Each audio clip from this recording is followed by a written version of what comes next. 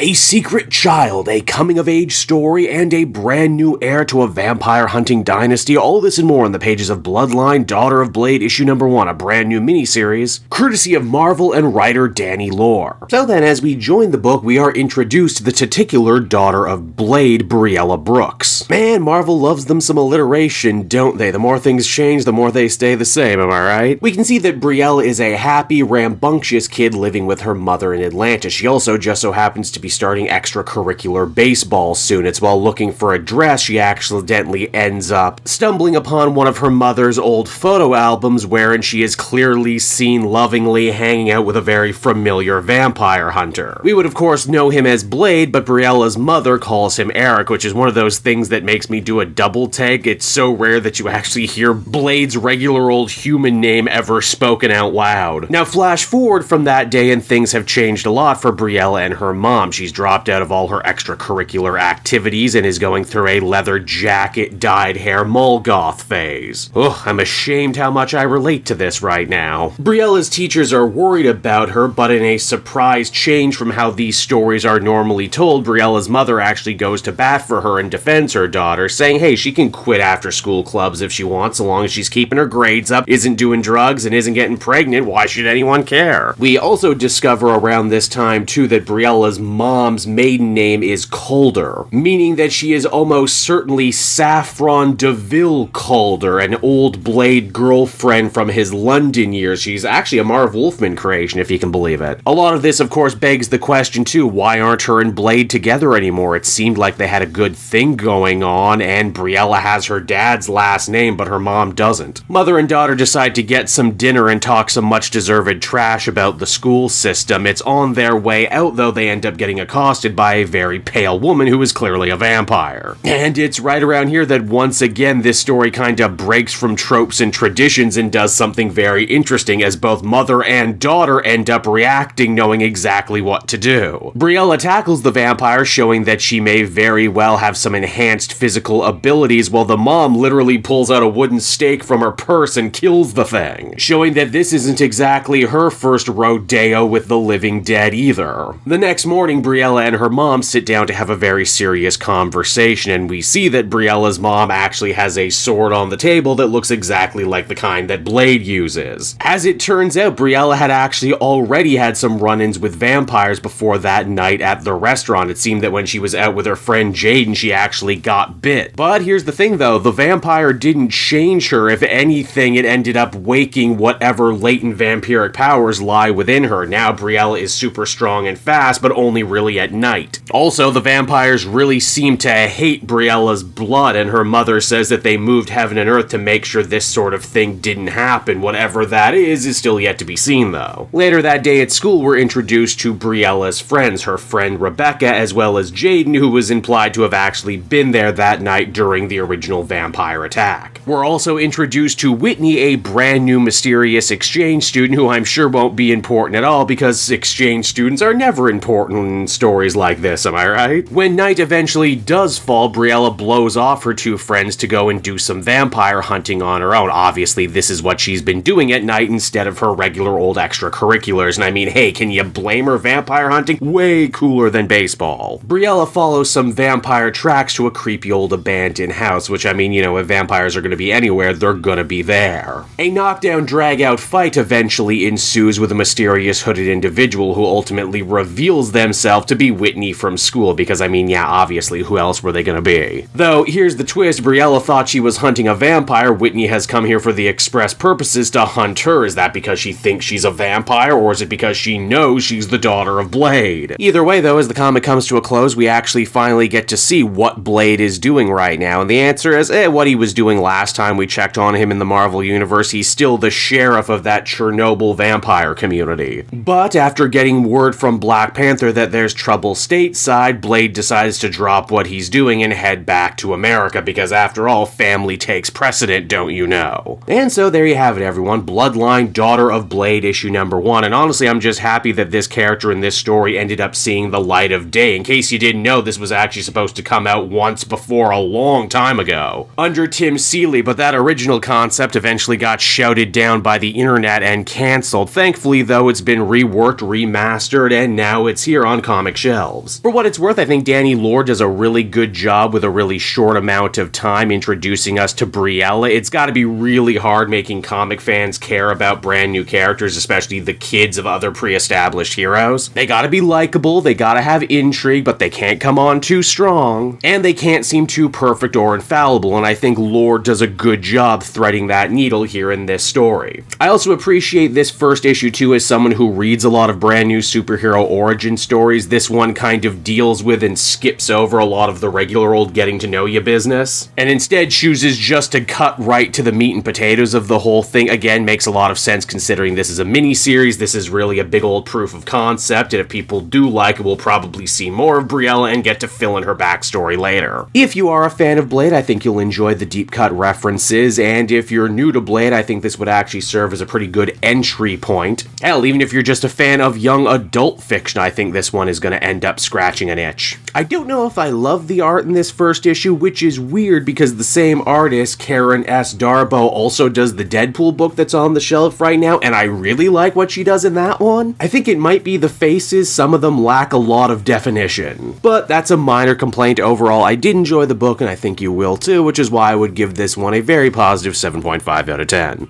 Hey there everyone, Cape Joel again, and I want to thank you so much for watching to the end of the video. As always, if you liked what you see, be sure to like, subscribe, comment. It really helps drive engagement and helps me out too. Also, if you are a patron, which you can become for as little as $1 a month, you will get exclusive content that no one else can ever see, and you'll get to see the Comic Multiverse podcast before anyone else too. You can check out all this and more down in the description. And until next time everyone, this has been Cape Joel, and I'll see you all next time. Cheers.